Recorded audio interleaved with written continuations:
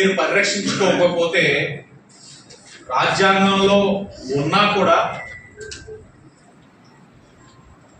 ఇది ఉంది కదా నాకు ఎందుకు ఎవరని అడిగే పరిస్థితులు వచ్చినాయి. కాబట్టి ఇది ఒక మంచి శుభ పరిణామం. మీ హక్కుల్ని మీరు కాపాడుకోవడం అన్నది మంచి శుభ పరిణామం. అలాగే ఈ యొక్క సిఆర్పిఎఫ్ ఏదైతే CRPF Christian rights protection force ఎవరి కోసమో పోటీగా వచ్చిన ఆర్గనైజేషన్ కాదు. ఎందుకంటే మీరు ఎవరికి శత్రువులు కాదు, మీ యొక్క హక్కు కోసం మీరు చూసుకుంటా ఉంటారు. ఈ సందేశం అన్నది వెళ్ళాలి. తప్పు చేసేవాడు 10 సార్లు ఆలోచిస్తాడు, తనని తాను రక్షించుకోవడానికి ప్రయత్నం చేస్తాడు.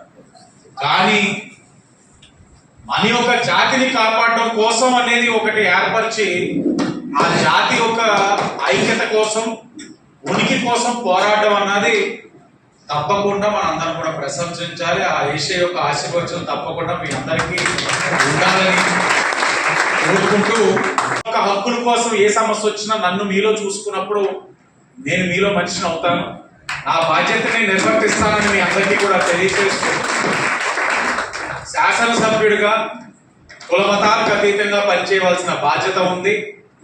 మత సామరస్యాన్ని పెంపొందించాల్సిన బాధ్యత ఉంది. ఆ చేసే కార్యక్రమంలో ఎక్కడా కూడా ఏ విధమైన రాగ ద్వేషాలకి తావు ఇవ్వకుండా నేను పనిచేస్తానని మీ అందరికీ కూడా తెలియజేస్తూ, 2ంటికి కలెక్టర్ గారితో మీటింగ్ ఉంది. ఇంతమంది మీరు ఉండగా, ఇంతమంది పెద్దలు ఉండగా సభా మర్యాద కాదు. కానీ ఎందుకు వెళ్తున్నాను అని అంటే ఆ వెళ్ళవలసిన కార్యక్రమం కూడా అంతే ముఖ్యం. మరి అదే రీతికి ఈరోజు చాలా కార్యక్రమాలు వచ్చారు. చాలా థ్యాంక్ యూ సార్. 2 మాటలు.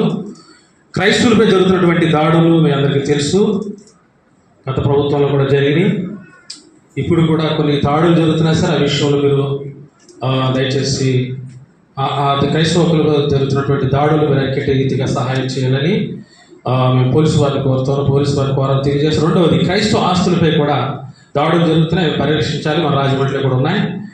తర్వాత 3వదిగా ఇక్కడ క్రిస్టియన్ మైనారిటీకి సంబంధించినటువంటి ఆఫీసర్ గారు కూడా ఉన్నారు. క్రిస్టియన్ మైనారిటీకి సంబంధించినటువంటి చాలా ఉన్నాయి, స్కీమ్స్ ఉన్నాయి, చాలా ప్రాజెక్ట్స్ ఉన్నాయి సార్. కొంతమందికి వస్తున్నాయి, అవి అందరికీ కూడా అంతేలాగా ఒక మాట చెప్తారు, తప్పనిసరిగా జరిగి తీరుతుందని నేను తెలియజేస్తున్నాను. తర్వాత యాంటీ కన్వర్షన్ బిల్లు గురించి కూడా మీరు దయచేసి అసెంబ్లీలో మీరు తెలియజేస్తారు, మీకు తెలుసు. ఆ విషయం కూడా దయచేసి మీరు దయగా మరి ఆ విషయంలో మీరు మా కొరకు పోరాడుతున్నారు, ఇంకా పోరాడాలని తెలియజేస్తున్నాను. రాజ్యాంగ హక్కులు అనేక ఉన్నాయి, కానీ అవి తెలుసో అమలు చేయడంలో చేయించుకోవడంలో విఫలమవుతూ ఉన్నాం. ఉదాహరణకి కొన్ని అంశాలు మాత్రం నేను ప్రస్తావిస్తాను. భారత రాజ్యాంగంలో అధికంగా 14 ఉంది, 15 ఉంది. ఈ 2 ఏం చెప్తున్నాయి? మత ఆధారంగా వివక్షత చూపించడం చట్ట ప్రకారం నేరం. అంటే మత వివక్షత అనేది ఉండకూడదు, అన్ని మతాలుగా స్వేచ్ఛ ఉండాలి, అన్ని మతాలు ఎవరి అభిప్రాయాలను వాళ్ళు వినిపించుకునే హక్కుని రాజ్యాంగం కల్పిస్తుంది. కానీ ఆ రాజ్యాంగ హక్కులను ఎవరు ఉల్లంఘించినా డెఫినెట్గా అది రాజ్యాంగ ఉల్లంఘన కిందకి వస్తుందనే విషయాన్ని మనం ఇక్కడ గమనించాలి. అలాగే అనేక మంది మీరు ఇక్కడ జీవించడానికి లేదు, ఇక్కడ ప్రచారం చేయడానికి లేదు, మీరు ఇక్కడ చర్చ పెట్టుకోవడానికి లేదని చెప్పేసి జీవించే హక్కును కూడా ప్రశ్నించే పరిస్థితి ఉత్పన్నమవుతుంది ఈ దేశంలో. భారత రాజ్యాంగం ఆర్టికల్ 21 చాలా స్పష్టంగా చెప్తా ఉంది. ఈ భారతదేశంలో ఎవరైనా కానీ వాళ్ళ మతాలను ప్రేమించుకోవచ్చు, వాళ్ళ జీవితాలు స్వేచ్ఛగా నివసించవచ్చు అని చెప్తా ఉంది. సిఆర్పిఎఫ్ సంస్థ మరి ఏదైతే దీనికి సంబంధించి ఇంతకు ముప్పరాలు సుబ్బారావు గారు చాలా క్లుప్తంగా చెప్పారు.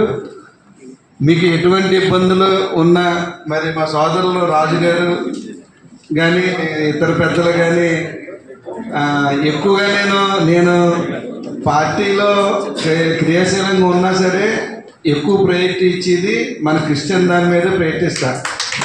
మన ఎలక్షన్లో కూడా మొత్తం నేను ఎలక్షన్ చేయడానికి కారణం కూడా పాస్టర్లందరూ సహకరించి నేను ఏఎల్సి మెంబర్ని, నా ఫ్యామిలీ బ్యాక్గ్రౌండ్ కూడా లోదర్ అనమాట. అయితే మనకి ఎటువంటి ఏ సమస్యలు ఉన్నా సరే మరి నా దృష్టికి తీసుకొస్తే నేను మరి ఎమ్మెల్యే గారి దగ్గర కానీ లేకపోతే ఇంకా పై స్థాయిలో అయితే పై స్థాయిలో కూడా మీకు ఎప్పుడు కూడా మీకు అందుబాటులో ఉంటాను. అలాగే ఇందాక కొన్ని డిమాండ్స్ పెట్టారు, అవి ఆల్రెడీ మా క్రిస్టియన్ సొసైటీలో ఒకటి టీడీపీ తరఫున రిజిస్ట్రేషన్ చేసాం. ఇవే డిమాండ్లు కూడా ఆల్రెడీ జరుగుతున్నాయి. మనకి ఈ బాప్టిసాలు రేవు కానీ తర్వాత సమాధుల గురించి స్థలం కానీ ఆల్రెడీ కొంత స్థలం ఉంది. ఫ్యూచర్లో కూడా ఇంకా స్థలం కావాలని ఈ పాయింట్లన్నీ పెట్టడం జరిగింది. కనుక ఈ మీరు ఏదైతే డిమాండ్స్ ఉన్నాయో అన్నీ కూడా నేను నా చేస్తానని మీకు హామీ ఇస్తున్నాను. మీరు ఇంకొక మంచి పని ఏం చేశారంటే ఇందాక ముప్పల సుబ్బారావు గారిని మరి లీగల్ అడ్వైజర్గా పెట్టుకున్నారు. దానికి నాకు చాలా ఆనందం వేసింది. మేడం గారితో నివృత్తి చేయిస్తానని మీకు మాటిస్తున్నాను. చెప్పారు కదా, మాకు స్టేట్ లెవెల్ ఉందని తెలంగాణలోని మన ఆంధ్రాలో ఇప్పుడు ఉంది, మనం కూడా కండక్ట్ చేస్తున్నామండి. యాక్చువల్గా మైనారిటీస్ అంటే మొత్తం 6 క్యాస్ట్ వస్తాయి, మీకు తెలుసు కదా. వాళ్ళందరూ కూడా నా బిడ్డలే, మీరు కూడా నా బిడ్డలే. కాబట్టి ఇది నా శాఖ. ఈ శాఖలో నేను పరిపూర్ణంగా దీంట్లో ఉన్న శాఖకి సంబంధించిన వ్యక్తిని. ఇదివరకు అయితే మన శాఖకి ఎవరైనా సరే ఫారెన్ డిప్యూటేషన్ మీద వచ్చేవారు. 1 సంవత్సరం 2 సంవత్సరాలు చేసేవారు, వాడు పని అయిపోతే వెళ్ళిపోయేవారు. కానీ శాఖ గురించి ఎవరు పట్టించుకోలేదు. ఎందుకంటే నాది అనుకునేటప్పటికి వాడికి అంటే 2 నిమిషాలు మాట్లాడచ్చే టైం రిలేట్ అవ్వండి. ఎవరికైనా సరే నాదని కొట్టేప్పటికే ఒకలా ఉంటుంది, మంద కాదు ప్రైవేట్ అనేది ఒకలా ఉంటుంది. అంతే గదిలోకి వెళ్తాం, ఇంట్లోకి వెళ్తాం, అద్దెలో ఒకలా చూస్తాం, సొంతలో ఒకలా చూస్తాం. అదే ఆ డిఫరెన్స్. నేనైతే ఈ పూర్తిగా మీ శాఖకు సంబంధించిన వ్యక్తిని, డిస్ట్రిక్ట్ మైనారిటీ వెల్ఫేర్ ఆఫీసర్ నేను. సమాజ పరిచర్యలో పాల్గొన చేస్తూ ఎదురవుతున్న పరిస్థితుల్లో ప్రభువు కొరకు, క్రైస్తవ సమాజం కొరకు భద్రతగా ఉండాలని ఆకాంక్షిస్తున్నాను. చివరిగా ప్రస్తుతానికి 11 రాష్ట్రాల్లో ఎఫెక్టివ్గా ఉన్న మత మార్పిడి నిరోధక చట్టాలు మన రాష్ట్రంలో కూడా ఇంప్లిమెంట్ చేయాలని, లేదా దేశవ్యాప్తంగా ఇంప్లిమెంట్ చేయాలని చాలా కఠినతరమైన ఇప్పుడు ఉన్న చట్టాలనే కఠినతరం చేస్తున్న దినాల్లో మనలాంటి వారు పనిచేయడం, క్రైస్తవుల విషయమై పోరాటం చాలా అవసరం. ఒక్కసారి గవర్నమెంట్ నిర్ణయం తీసుకుందంటే తర్వాత ఎంత గించుకున్నా మనం దాన్ని ఏమీ చేయలేము. చేసినా చాలా తక్కువ. అంటే ఇప్పుడు చూడండి, పెట్రోల్ 10 రూపాయలు పెంచి పావులా తగ్గిస్తారు కదా, అలా ఉంటాం. కనుక మనం ముందుగానే ఈ విషయంలో చేయాలి.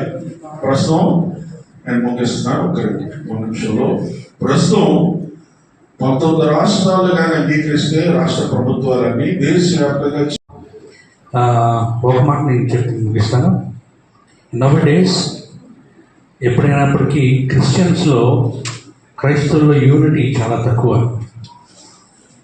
If there is unity we can do mighty things. దేవుని కొరకు ఒక ఉన్నతమైన కార్యాలు మనం చేయగలం. నాకే చైర్ కావాలా, నేనే ప్రెసిడెంట్, నేనే సెక్రటరీ, పోస్ట్ నాకు కావాలని కుర్చీ ఇస్తేనే నాకు పని చేస్తాను అనుకుంటే కనుక చాలా బాధాకరం. ఏంటంటే అందరికీ ఒకే కుర్చీ మనం ఇవ్వలేము. సో ఎవరికైతే మనం అనుకున్నాం కుర్చీ ఇచ్చిన వాళ్ళకి మనం వెనకాల సహాయం చేస్తే కనుక మనం తోడ్పడకుండా ముందుకి ఏదైనా తీసుకుని వెళ్ళగలం. దళం నిలబడుతుంది. మరి 5 సంవత్సరాలు గట్టిగా పనిచేసి నిలబడింది కాబట్టి 6వ వార్షికోత్సవంలో అడుగు పెట్టారు. ఇంకా గట్టిగా పనిచేస్తే 60వ సంవత్సరంలో కూడా అడుగు పెట్టే అవకాశం దేవుడు ఇస్తాడు. ఒక చిన్న మాట నేను బైబిల్ గురించి చెప్పాలి, 2 మాటలు చెప్పి నేను ముగించాలని అనుకుంటున్నాను. అక్రమం విస్తరించడం చేత అనేకుల ప్రేమ చల్లారిపోయిందంట. కాబట్టి ఆరంభ స్వరంతో చాలా మంది నేను చూస్తూ ఉంటాను. ఇలాంటి వార్షికోత్సవాలు ఒక్కొక్కరు జారిపోతూ ఉంటారు. సంవత్సరాలు గడుస్తున్న కొద్ది పని వెనక్కి వెళ్ళిపోతుంటుంది. కానీ దేవుడు ఏమంటాడంటే సంవత్సరాలు జరుగుతున్న కొద్ది పని పెరుగుతూ ఉందని అన్నారు. మరి ఇలాంటి క్రిస్టియన్ ప్రొటెక్షన్ ఈ యొక్క ఫోర్స్లో మంచి సేవా పరిచర్య పోరాట పట్టుగా ఉన్నవారు భవిష్యత్తులో రావాలని ఈ సంస్థ అభివృద్ధి చేద్దామని ఎన్నో కార్యాలు చేయాలని మనస్ఫూర్తిగా నేను కోరుకుంటూ ఒక విషయాన్ని చెప్పి నేను ముగిస్తాను. దేవుడు తన విలువైన బలమైన ఘనమైనటువంటి తన ఆలోచన తన సంకల్పాన్ని ఈ తరంలో మనందరి బాధ్యత